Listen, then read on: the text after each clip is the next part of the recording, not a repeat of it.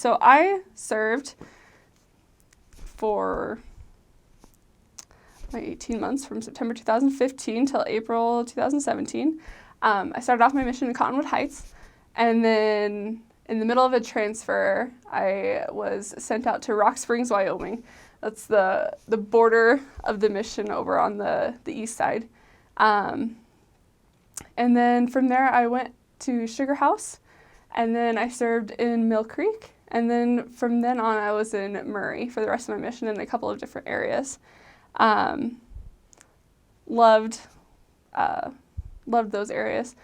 Our mission also covered Park City, covered Camas, Evanston in Wyoming, Lyman, Green River, and like Holiday area. I'm probably missing some, but that's the gist of it. Yeah, okay, the climate. So Utah, if you don't know this, maybe it was just me, it is so cold in the winter here. The snow is just like forever high, and like tracking in it is just super fun experiences. Let's see, church history. There's a lot of history in the Salt Lake Valley, and even in Wyoming that the mission goes into. There's a lot of Mormon trail markings that I got to see, and so that was cool. But there's a lot of rich Mormon culture here in Salt Lake. Yeah, you find a lot of people that are pioneer stock that born and raised here, and so were their grandparents, and then their grandparents crossed the plains, and it's really cool to see so many people who have just been able to pass this gospel throughout their generations to be able to stand strong with it.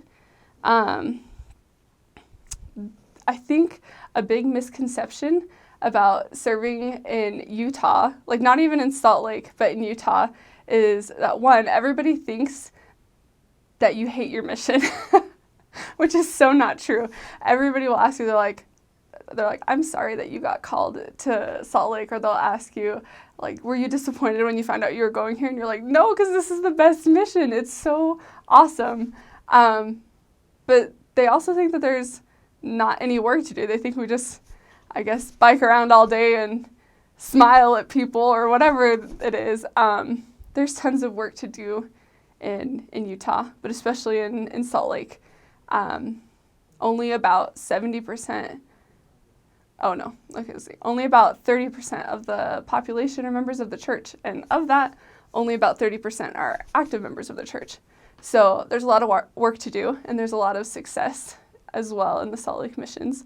So like I said, I served in the East Mission, the Salt Lake City East Mission, which was the best mission. But there's 5 missions in Salt Lake. And so that kind of shows you, in Salt Lake alone, but there's just how much work there is to be done, that it's enough to keep 5 missions occupied and busy in the Lord's work. In the Salt Lake City East Mission, there are no temples in the boundaries, which is super, super sad. But we are spoiled with them being so close. We get to go to the Salt Lake City Temple. That's the temple that we used on the mission. And before that, we used to be able to go to the Jordan River Temple, which is being rededicated soon. Let's see. In the mission, very rarely will you just cover a single ward, let alone share a ward with another set of missionaries. Usually you cover stakes. And sometimes it's multiple stakes, not just one. Unless you're in Wyoming, then you have a better chance of seeing some more missionaries around with you. Another thing about the mission is that you can be called to speak English or Spanish. There's tons of different language branches and wards here in Salt Lake, and so they're split up among the missions. But the East Mission, you can get put into the different language wards, and then you get to learn those languages. So there's a Korean ward, there's Burmese, Chinese, Japanese, there's a Thai and Laotian speaking ward, there's a Swahili speaking,